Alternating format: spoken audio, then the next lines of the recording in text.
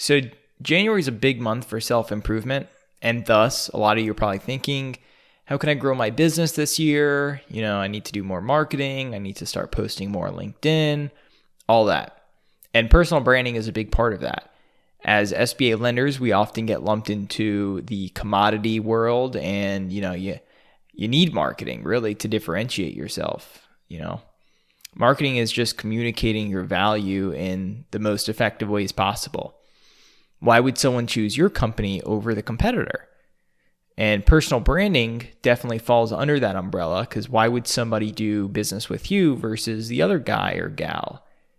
SBA lenders often want to brand themselves as an expert, and they very well may be, but don't do enough of the things that result in folks actually viewing you as the expert that you maybe are.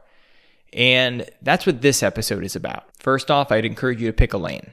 It's going to be too hard to position yourself as an SBA expert to the whole world.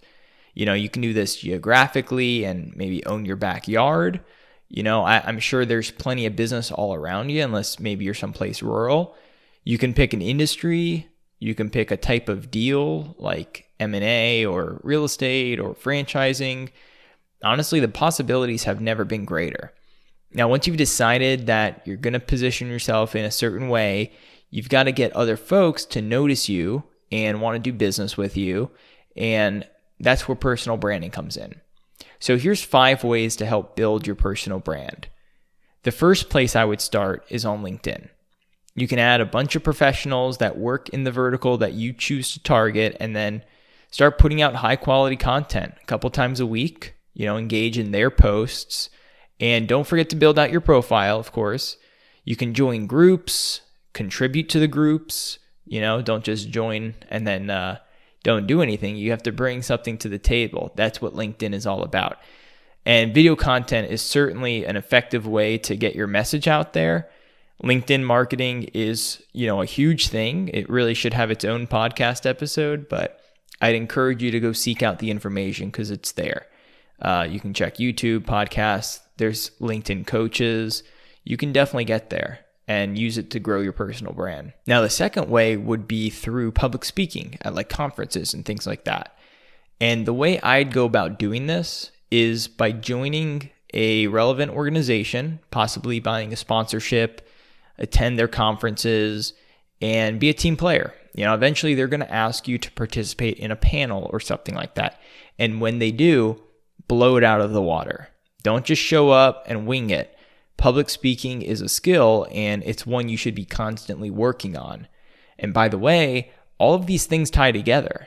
The more videos you record for LinkedIn, the better you're going to get at speaking. And after you connect with some of the members of this organization you just joined on LinkedIn, they're going to see those posts and know that you can speak eloquently and see that you're branded as an expert, within that industry. And since your competition isn't doing these things, you'll be a shoo-in to be considered to speak at the next event. Number 3, writing articles. This is nothing new. This is just to reaffirm what you already know, basically. And you maybe just don't know where to start, but it's actually easier than you might think, because there's a ton of blogs out there that are looking for good content to post. And you just have to find them and wait until you have something valuable for them, and then reach out with an idea.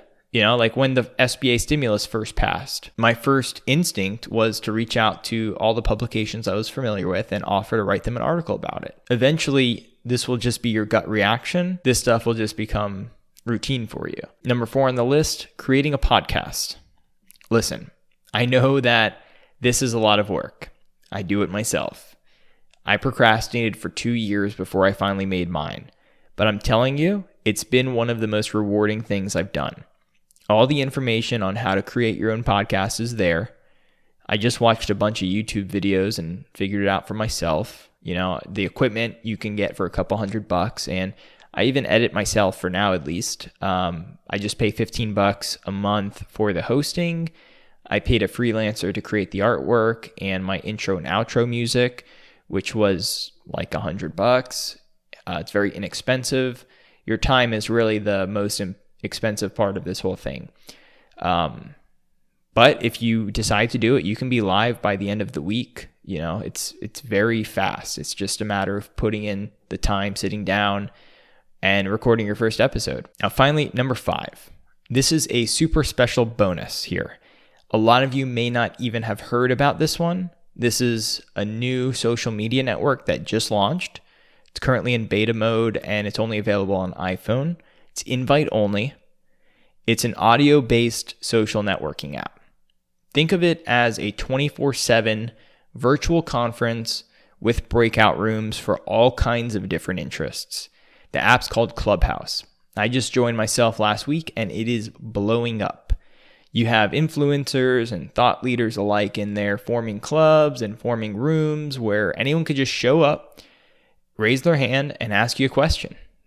I started a room this morning about the new SBA stimulus. I had 3 folks come in. One was a business broker. The other 2 were small business owners. They had some questions. I was just telling them about some of the recent changes. It was just information. They're seeking out information. I'm giving information. I've never seen anything like it. It's really cool.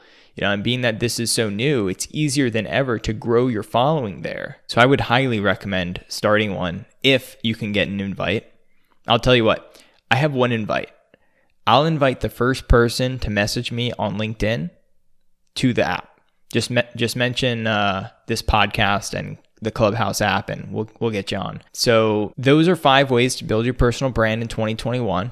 And I'll tell you what, it's getting more and more digital, more about content, and more time needs to be spent on personal branding.